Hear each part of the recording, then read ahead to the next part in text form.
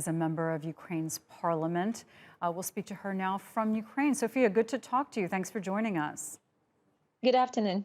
Okay, so over the past couple of days, we've seen this push for more aid to Ukraine, which has been continuing, but it was to the tune of several $billion in a conference that was held in Warsaw yesterday. The one prior to that raised $10 billion, but we also heard a stunning statistic that Ukraine needs around $5 billion a month to keep going. What's your view of where the greatest needs lie and how well the world is helping to meet those needs? Actually, what we have, if we sum up all the losses that Ukraine got, the 1 day of Moscow invasion costs for Ukrainians 2 billion hryvnia. And if to understand that $1 is 32 hryvnia, so it's millions and millions of dollars. Every month, we get losses from the Moscow invasion and mean the infrastructure, first of all, it costs $119 billion. And actually, for today, if we sum up what Ukraine lost, it's more than half a billiard, so to say, $500 billion that should be compensated somehow.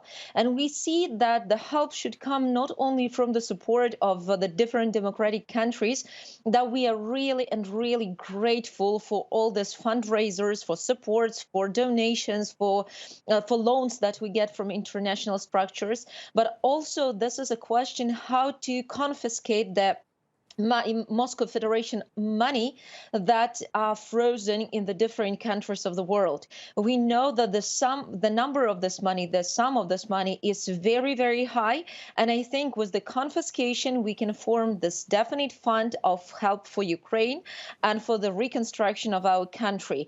That should go after the war. But also now this is a question how to finance the survival of Ukrainian economy. That is very hard in the war times, how to finance the social sphere of Ukraine and how to support Ukrainian soldiers who defend every day our peaceful sky. You know, we've seen multiple rounds of talks fail. What can you tell us about whether contacts are continuing daily or how often between negotiators at a lower level between Ukraine and Russia? You mean Ukrainian Moscow Federation, or you mean the negotiations that are going on with Ukrainian officials and with Ukrainian members of parliament? No, when you look at the system that has been set up for contact to talk between Russia and Ukraine, leading up at times to the meetings at a high level that we've seen, is there still lower level contacts happening regularly between those kinds of negotiators to again try to bring leaders back to the table? To my personal point of view, these talks are totally useless. Therefore, we do not have the contacts on the highest level. These are nominated negotiators who are really do not decide anything, and the negotiations are just going on to have the position that we negotiate. Unfortunately, the question is that Putin does not want to negotiate anything that does not go along with his own vision of Ukraine.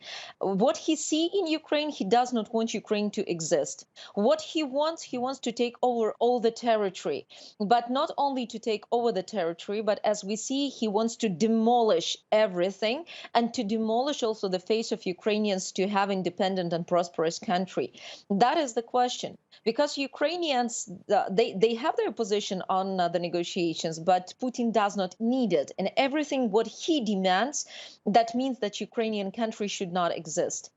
I think that negotiations could go in just few dimensions. The first one is a ceasefire and evacuation of civilians and wounded people. But what we can see in Azovstal, as you mentioned before, they do not want to evacuate, and they do not want to let us give help to our soldiers who are wounded.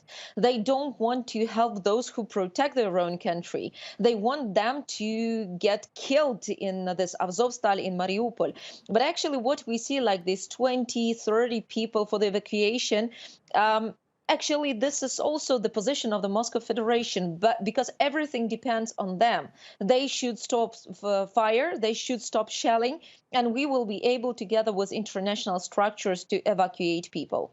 All right, Sofiya Fedyna, great to have you.